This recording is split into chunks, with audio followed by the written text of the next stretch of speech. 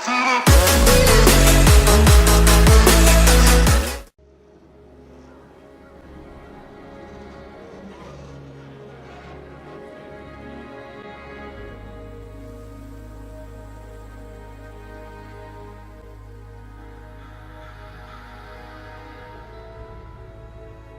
would you do if the world you knew was gone? All the comforts, the simple pleasures you took for granted. How would you protect yourself and the ones you love when the protectors can't even save themselves?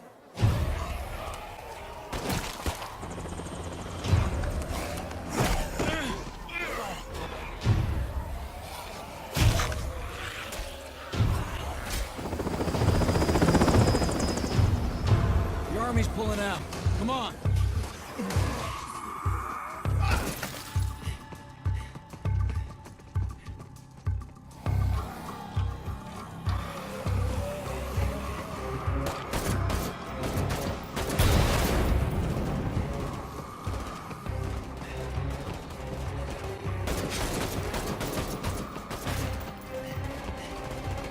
Last truck.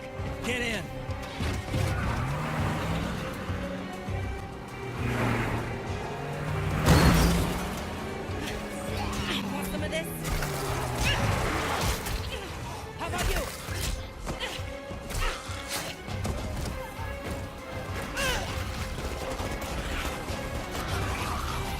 How will you decide who belongs? Thanks. I owe you.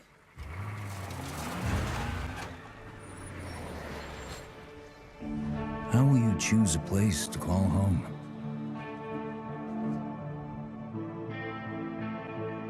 How will you build it?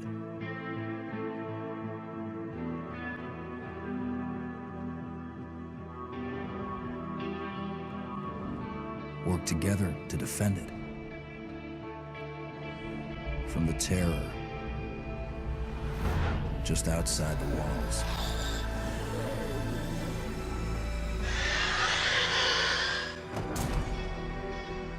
When you get hungry, cold, what risks will you take? What mistakes will you make? And the only family you've got is about to tear itself apart. Will you end the life? Wait. Or save it? Please. This is our only one, but we need everybody we've got.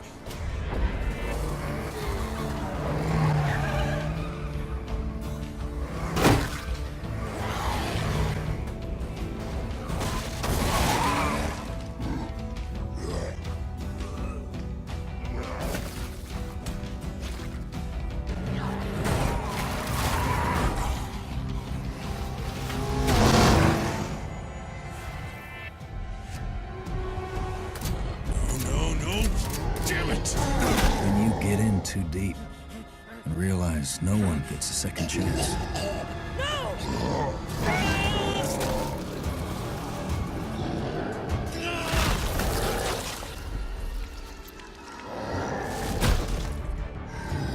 How will you find the strength to carry on?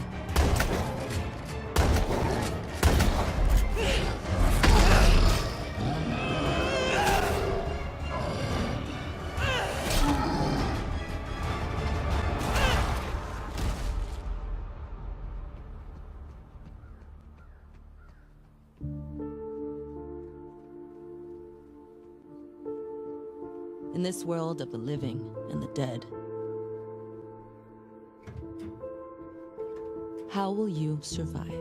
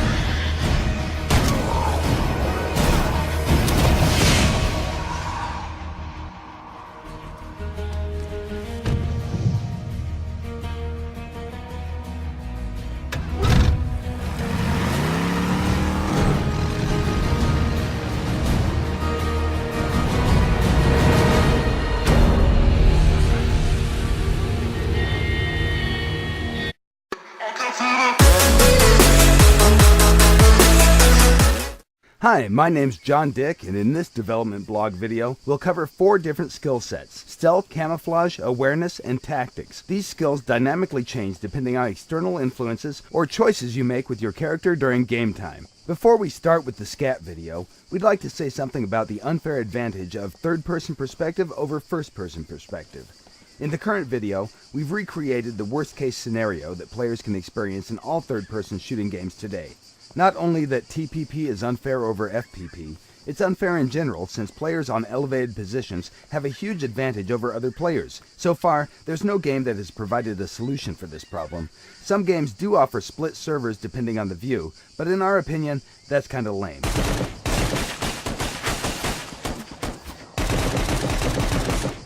So, what exactly did we do to make things better? In SCUM, everything you experience is a projection of what your character experiences in the game. No matter which view you prefer, you will not be able to see things if your character doesn't see them or feel them. This means if you want to see behind the wall, you'll have to take a peek and risk compromising your position. The moment you take a look, your character's awareness will kick in. What will be shown to you on the screen is a result of complex equations that involve your character's awareness and tactics skill versus the enemy's stealth and camouflage skills. The red outlines representing that tactics skill have been activated also. Notice that it works for both first-person and third-person perspective. Once tactics time expires, you'll lose information about the enemy's position. The only way to get it again is to take another look. Okay, let's cover the tactics skill first. Tactics is linked with the intelligence attribute and represents the ability to predict trajectories of objects in 3D space. Imagine you're looking through the window and notice a car slowing down at the crossroad with a left turn signal turned on. Even if you stop looking at that car, you'll have a rough idea about its trajectory. In the video, the character on the right has advanced level in tactics and is able to track its target much longer than the character on the left. Remember, tactics will not work if your target is in peripheral vision. It works only for central vision. Here you can see 3 players with 2 different awareness skill levels. While the first and third one are observing the surroundings more casually, the soldier in the middle has activated focus mode by holding down the right mouse button. The enemy soldier with the activated camouflage is sneaking directly towards them. The first character is what we call a trained observer. He has advanced awareness skill level and will notice the enemy almost immediately once he leaves the cover. The middle one with activated focus mode will notice the enemy a bit later. By being focused, your character is paying more attention, and that will give you a bonus to awareness's hotspot radius. The third soldier is the last to notice the enemy. As you train your characters to observe, hotspot radius will increase. Awareness skill will determine what is rendered and what isn't. And even if things are rendered, that doesn't mean that it will be easy to notice them. Well-camouflaged snipers can totally blend in with surroundings and become almost invisible. So, if focus mode is so great with the bonus multiplier, why shouldn't you use it all the time? The character on the right is using focus mode to observe the surroundings while jogging through the level. His stamina is dropping slightly faster than the stamina of the character on the left. The influence of the focus mode is really small, but still, if you combine all the other factors that impact your character's performance, it may be crucial in life and death situations. Awareness is defined by 2 factors, hotspot radius and fall-off radius. If the camouflaged objects are farther away and out of fall-off radius, your character will not be able to see them, unless he has some sort of magnification, for example, a sniper rifle. All magnifying devices automatically add bonuses to hotspot and fall-off, making it easier for you to notice things at higher distances. Looking through the scope also automatically activates the focus mode. Awareness is not only useful in combat situations, it also provides you with benefits when you're searching for useful items like food or gear. If you use focus mode, awareness will highlight the items within your spot radius. This will help you to see them from a distance, which is especially useful for smaller items. Characters with low awareness skill will have to come closer to detect the same items. During the nighttime, awareness spot radius is significantly reduced. Unless you find some kind of night vision device, you'll not be able to detect things with the same efficiency as during the day. A higher level of awareness will give you some additional benefits, such as the ability to detect imminent dangers. It won't work 100% of the time, but when you get notified, be sure to react swiftly, or you may lose your life.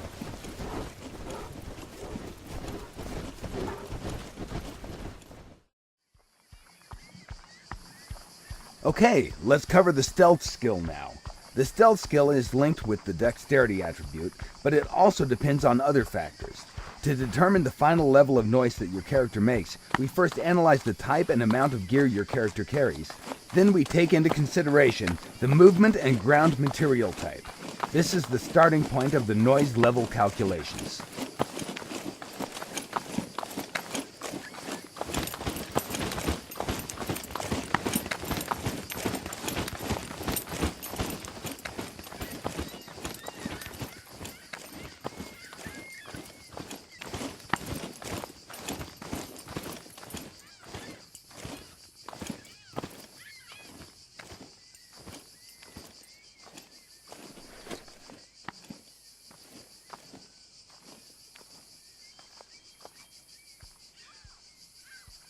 The next step is to factor in the overall weight of the character. Again, this system is fully dynamic, and it's linked directly with the character's metabolism. All things that influence body mass are taken into consideration, like fluid or food intake, for example. The larger the body, the more noise it will make.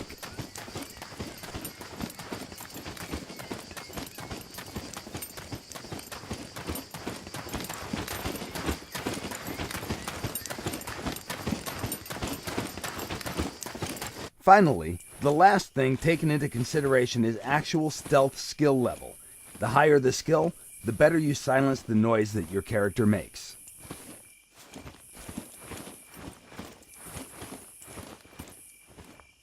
Modern gaming engines have many limitations. Don't you simply hate when you think that you're safely hidden far away in dense foliage just to realize that you stick out like a dog's balls? In SCUM, our methods allow players to be equally competitive regardless of the graphical settings they use to play the game. The guy at camp is preparing some delicious beans. Let's call him Donald. 3 soldiers are approaching him over the hill. The left one, called Huey, is crawling through dense vegetation. The middle one, Dewey, is crouching his way towards the larger bush, and the right one is simply walking straight in the open like John Wayne in Sands of Iwo Jima. Let's address him as Louie. Notice that from the Donald's perspective, he only sees Louie. Dewey is well hidden in the bush, while Huey can't be seen because he's well camouflaged. On far distances, the game engine doesn't render foliage, yet still Huey is invisible until he decides to blow his cover simply by changing his stance. At that moment, his camouflage has been terminated and he becomes visible. The camouflage skill can only be activated in dense foliage when your character is prone and out of plain sight. Everything you just saw is still in development, but in short, these were the basics of SCAT skills. Thank you for watching, and be sure to follow us on Facebook, Twitter, and our development blog at www.scumgame.com. By the way, did you notice all 7 people in this scene? No? Congratulations! You just got wasted. Get good, scrub.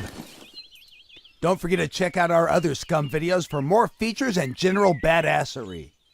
We'll see you next time.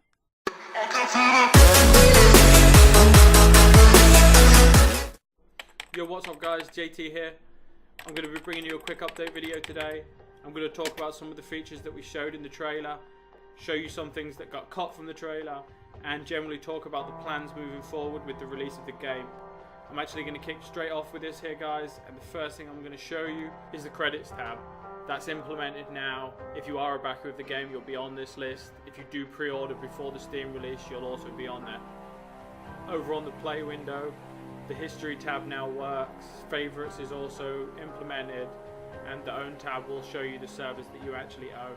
The friends tab isn't quite implemented yet, but you will be able to connect with your friends via the Steam overlay. I've actually taken a bunch of footage here. I tried to play through the game a little bit. I got quite a lot of content. I'm actually going to have some cuts in this video, sort of take you through the day and really just show you the bits that really I think that you'll like to see. One of the first things I'm actually wanting to talk about here is the view distance. Some of you might remember from the stress test that it was set to around 1,000 meters. Maybe you've seen it in some video or something.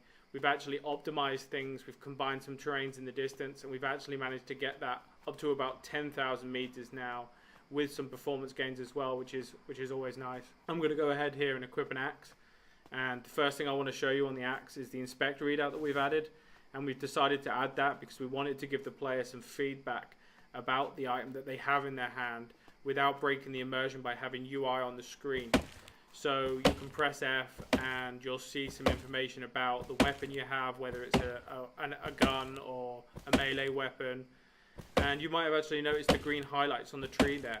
We've actually added that because after stress test 2 we saw some footage on YouTube, and we noticed that people are struggling to find where they need to cut on the tree.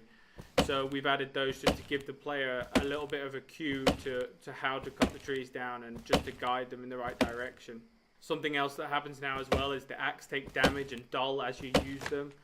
The more you use them, the blunter they get and the longer it'll take to cut down the tree. And you can use the new crafting system to resharpen them and make them last longer. If you do let it get to 0%, then it'll actually break, and then you'll have to salvage the parts from your inventory. As I walk up here, you'll actually notice that I get caught in some bushes, and it'll slow you down now as you walk into shrubbery. It'll make noise so that other players can hear it, and it'll also attract or deter AI. I'm not actually afraid to admit it, guys, that I got completely lost before I came over that ridge and saw Union Point Power over there. And that's something also that we really wanted to do with the landmarks in the world, where you'd be able to use them as reference points as you navigate around the world and try to find your friends. I'm actually going to head into town now because I know I'll be able to find a water barrel over there. We didn't want to make finding water difficult because we feel in this kind of environment it would be pretty easy. What we do want to do is have the challenge of purifying that water and making it safe to drink. So you can see this water barrel here. You don't actually know if it has water in it before you try to take it. It's a chance system where you walk up to it and find out. They will refill after it's rained, and they are persistent between players. So if you take all the water out of it, it won't be there for another player. But like I said, getting that water should be fairly easy. I actually head over into the woods now, where we're going to set up a little bit of a camp and actually show purifying some of that water on a campfire. I'm going to actually go ahead here and just give all the items for setting up this camp because I really didn't want to find them all.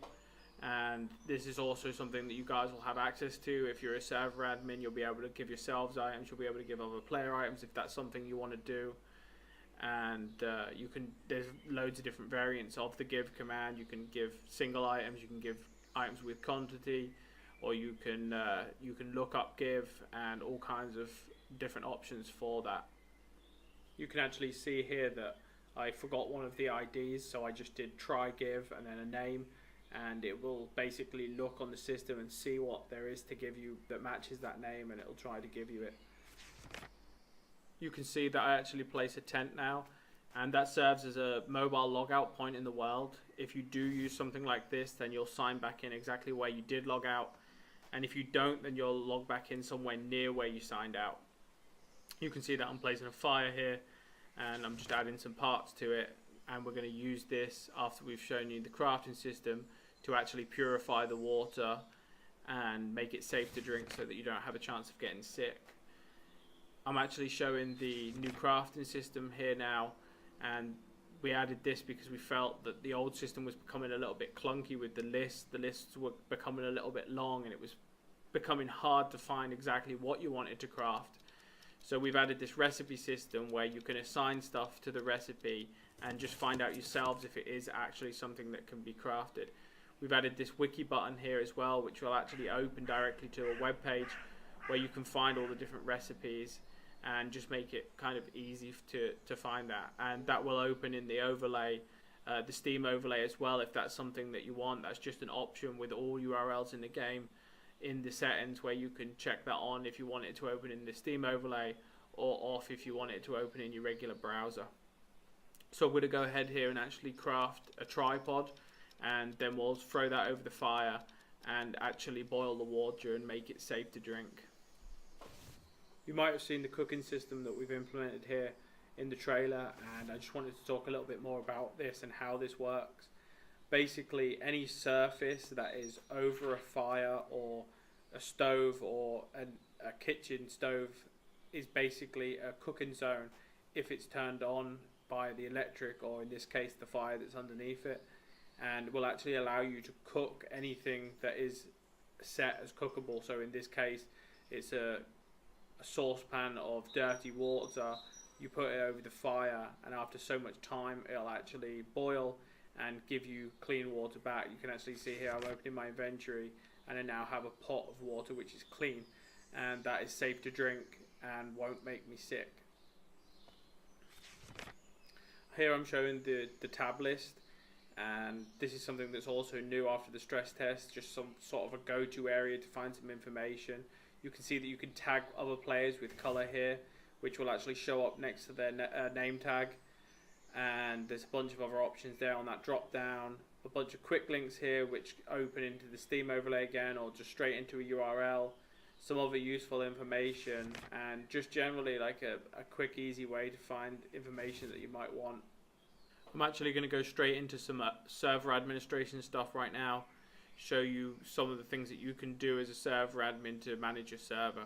You can see here that I'm typing in cleanup and a radius, which basically just cleans up all item pickups and interactables within that radius, just so that you can keep the world tidy. I'm setting myself to God mode true there, so that I can't take any damage.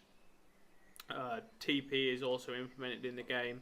You can TP to coordinates, or you can TP player to player, or TP yourself to a player, or a player to you. You can also teleport yourself to spawn points by doing / spawn point and then the number. I don't actually show it here, but that's in as well, which you might find useful if you want to set a spawn point, or just generally teleport somebody to another spawn point so they can meet up with their friends. You can kill other players if they're, say, griefing or whatever, something like that. You can mute them in the chat, which is persistent and mutes them indefinitely. They will be able to whisper to administrators. You can add to your stats. Here you can see I add to my hydration stat, and you can also do this for other players as well. So you would just do / the stat you want to update, the name of the player, and then the amount you want to increase it or remove it by. You can ban people as well, unban them all via the chat, and you can also do that via the server panel as well, which I'll actually go ahead and show you right now. This is the Zalona Allgamer game server panel that's been developed for Survive the Nights by Clinton. If you host a server through Allgamer for Survive the Nights, you will actually get access to this panel. You can see here on the main page that you can start and stop your server, and I'm going to go ahead in here and click on my server, and you can see a little bit more information about it. You can change the name here, update it, restart it, and things like that. Over on the configuration tab, you can change all of the server's configuration. I won't go into too much detail about each of these options, but basically this saves you having to edit text documents and will really allow you to run the server the way that you want to do it. You can change all different kinds of things, and you can see I scroll down here and actually show you some of the description of some of the options that you'll have access to. Over on the permissions tab, you can see that you can create user groups. User groups work in a hierarchy system, so the higher they are in the group, the lower permissions that they have. And you can create permissions here. You can assign permissions to those groups. You can also change the chat prefix colors of those groups just down here, and you can also assign what the chat prefix should actually say in game. The next tab's the console. You'll be able to see all your chat messages in here, and just keep an eye on how your server's running, any errors that you might need to report to the devs, things like that. The tasks tab lets you set tasks for the server, like restarts, lets you schedule those for when you want them rather than when they need doing. The backups tab is just for taking a backup of your server database in case of any corruption, anything like that. And the tools tab just has a little utility on it for deleting your database in case you want a clean server. Okay, and we're back in game. I'm actually going to show you guys a few weather states here in the background while I talk a little bit about zombie spawning and the alpha. These commands that I'm inputting right now, I'm actually forcing the weather. All these states will dynamically happen in the game as you play. Server admins will also have access to these commands as well. So as of Alpha 1.0, which will be hitting Steam fairly soon, zombies will actually spawn dynamically around the world. During the day you won't find them outside. They'll generally be lurking in houses and just hiding in dark places. We've done this because we want to approach the zombies from the perspective that during the day you can spend it preparing for the night. During the night, zombies will actually spawn outside. They'll be more aggressive and they'll actively seek other prey for food, and you'll actually have to fend those off more. As for the Steam Early Access, we're really positive at the moment. We're really confident about where the builds are. We're wanting to polish things off just a tiny little bit more. Even though we will be going onto Steam as an early access game, we want it to be a fun experience for the people who play. If you want to get involved with the backer testing, then you can pre-order the game through the Humble Bundle, and in the coming weeks we're hoping to do tests with the community and really gather information. But overall the plan is to be on Steam this summer, and we're going to really take it from there and continue the development once we hit Steam and really make the game awesome. I just wanted to show you this last little clip to show something that we've implemented here into the game which we feel is like really important, and that is this wind up flashlight. And the reason we've added this is because we noticed during the stress test that finding flashlights was a real problem when you first started playing the game, and people were struggling to navigate around during the night. We don't want to sacrifice having dark nights because people can't play because they don't have lights. So we've implemented this wind up flashlight, and we're thinking about giving it away as a starting item. And as you can see here, it's super dim, it's almost useless, but you'll be able to have a source of light which is renewable. You can wind it up. It will make a bunch of noise which will attract zombies, and just generally be something that just allows you to play the game during the night, during your first game night. You can see here that we just got jumped by a zombie. We did manage to kill him, but that was a pretty close call.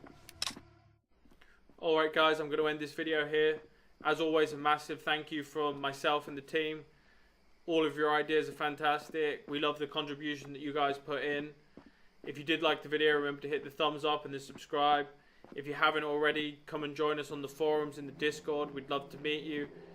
And I'll see you in the next video, guys. Cheers.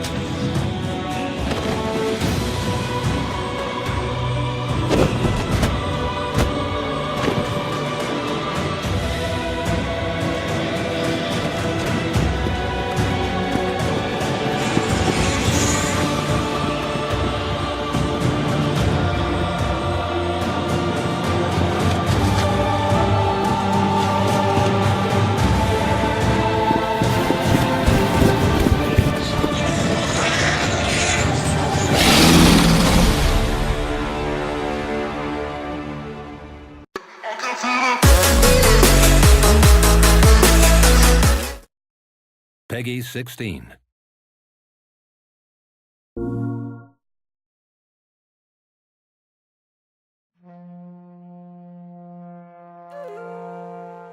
Wild is an action-adventure game about the relationship between man and nature. We want the player to experience things, to learn how the wild world works. Your character really represents the experience that you have in the game. For example, you've got a lot of tattoos on the body. Every tattoo is an experience of your character. The world is huge, so you can explore and have the feeling of freedom. We are working on an open world game with a very large world, and we can go anywhere we want, anywhen. We don't have any restriction on this side.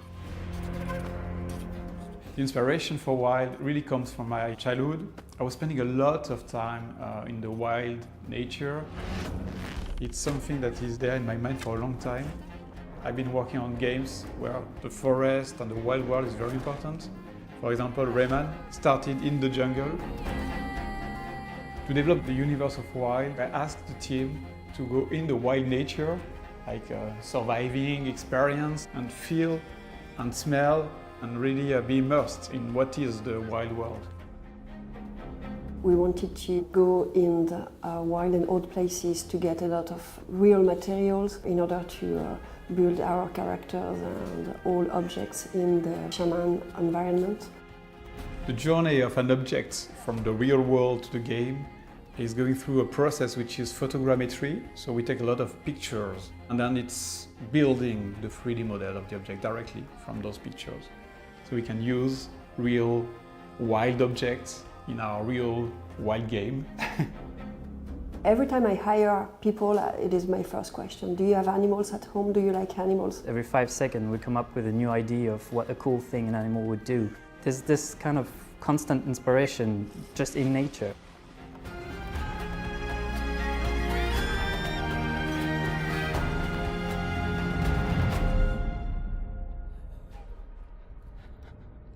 So you've just seen our trailer at Paris Games Week, and I'm going to go through the gameplay demo and show you what's cool playing Wild. Save her, shaman. I really wanted the main character to carry the values of the game, like for example, he's not a warrior, so he's got a wood stick because he's more a sorcerer, he's a shaman. And the main thing is the fact that you can jump from a human character to any animal. I can call an eagle, for example, a wild eagle. And what makes the game really cool is that when you call a bird like that, you can go into his spirit and control the bird. And you've got a new point of view of the same world. So once you control your eagle, you realize that the eagle is a hunter. And here we want to hunt a new animal, because in Wild you can catch any animal and summon the divinity of this animal.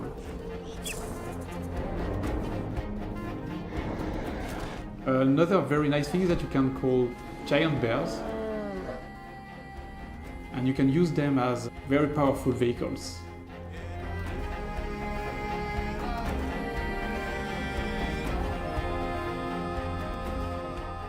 It's a very nice way to have another perspective, another point of view of the same game.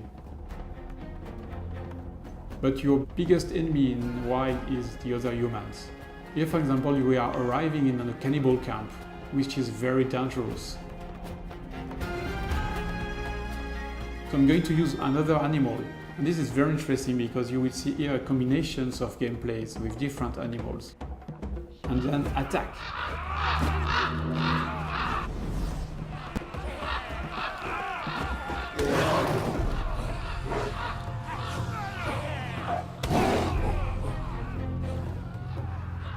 Then I can continue my way to the giant divinity. My goal is to then take my snake and summon the snake divinity. The divinities represent the forces of nature. They can be unpredictable, they can be dangerous. Maybe the divinity will ask for a very dangerous challenge to prove that I have the knowledge of the snakes. So everything is never easy win. You have to prove that you understand the world of wild.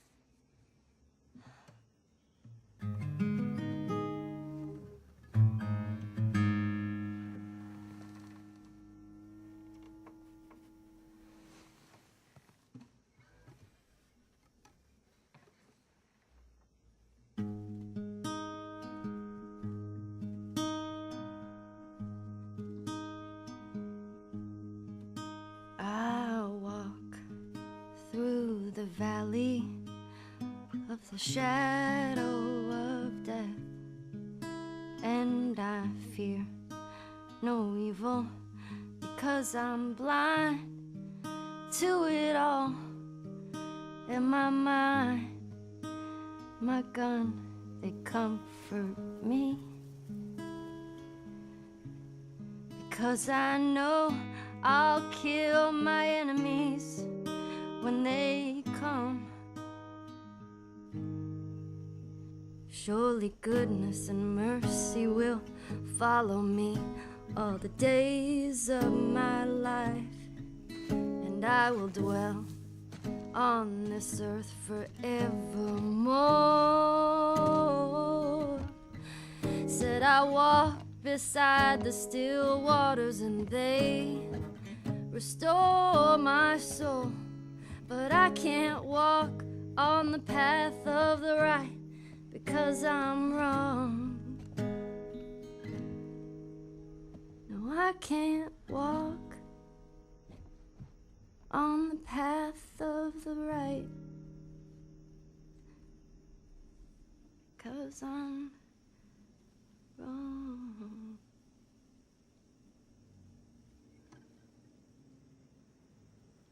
What are you doing, kiddo? You really gonna go through with this?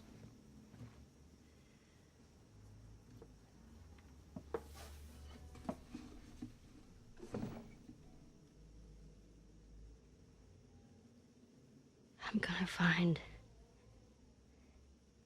and I'm gonna kill every last one of them.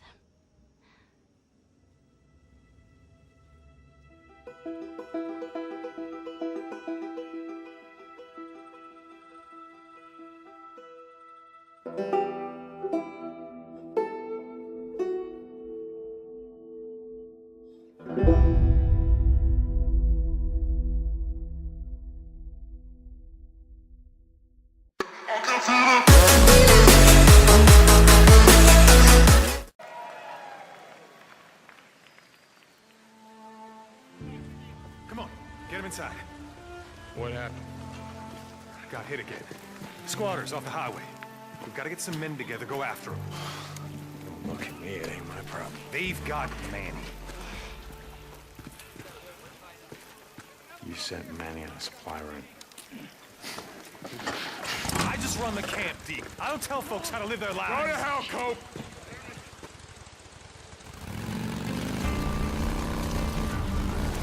Oh! Out of the way! Oh! Hey, man!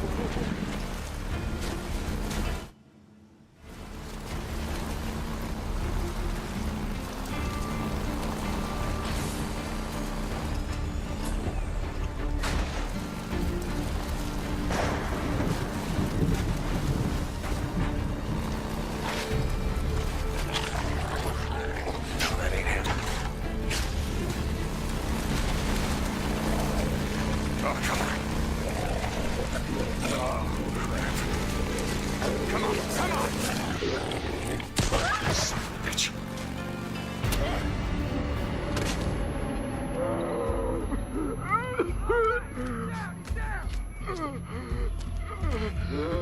Let's do this. Yeah? You want some of this?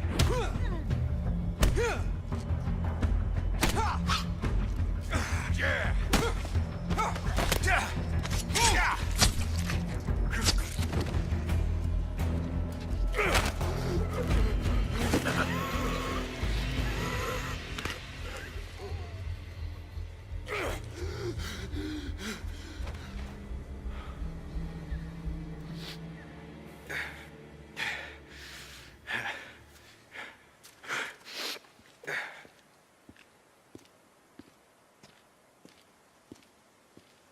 That's Manny's bike.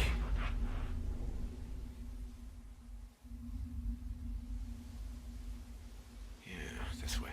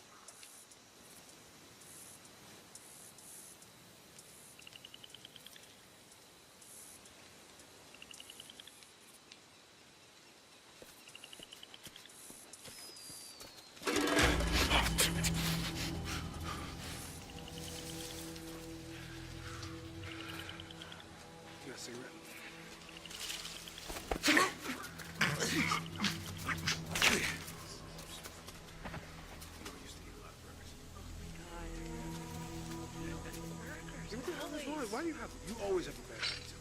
I have a bad attitude. You have a bad attitude. Just don't talk. Oh, yes, better if we just don't. Where you at, man? He's not being that loud. You shut the hell up. Thank you. You shut up. Okay, shh. I want all of you to shut the hell up. What's your problem? Oh, shh. There's something out there. Just a Stop! God! No, my leg! Get it off! Dude, you gotta shut up! Dude, you gotta shut up! Shut up! Shut up!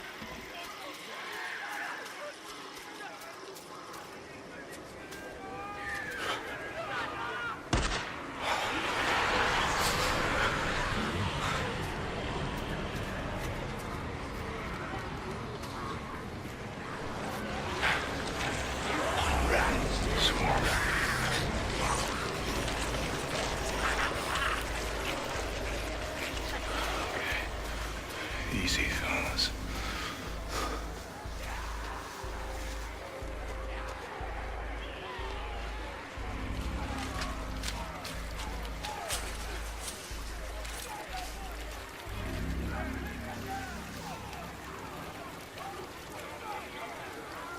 There he is. Still alive. How the hell am I?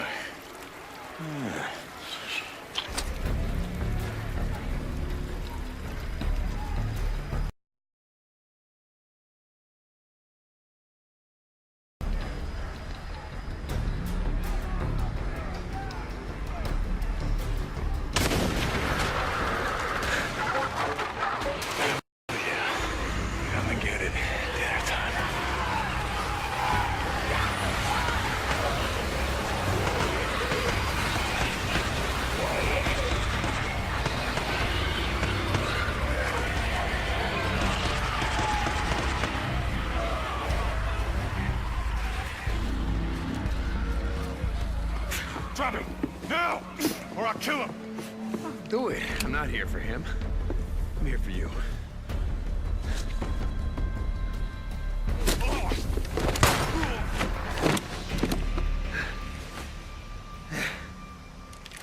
Oh, God. Take. Hi, Manny.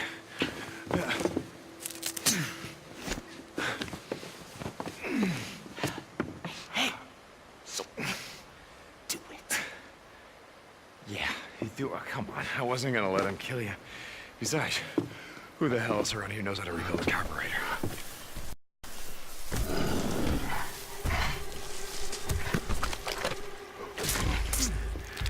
Just back up. Nice and slow. Don't make a sound.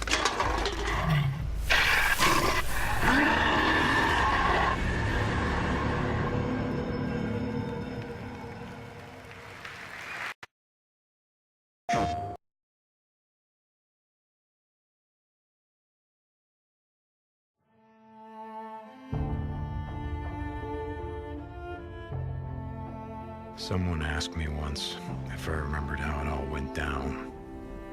As if it happened so long ago that anyone could forget.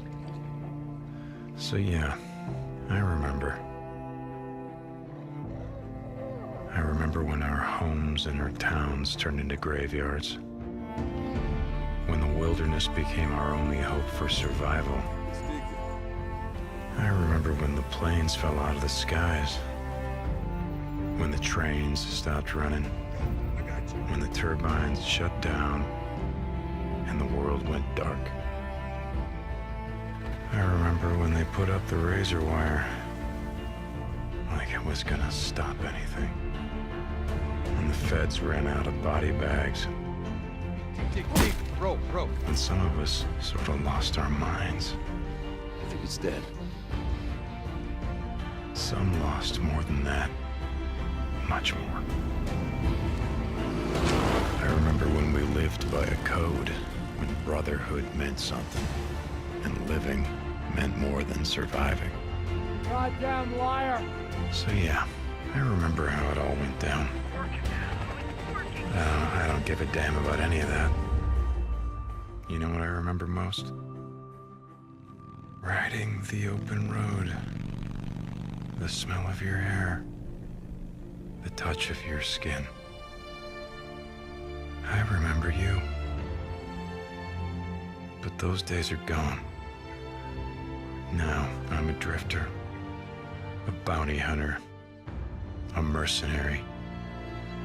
And for me, the broken road is all that's left. But I'll always remember.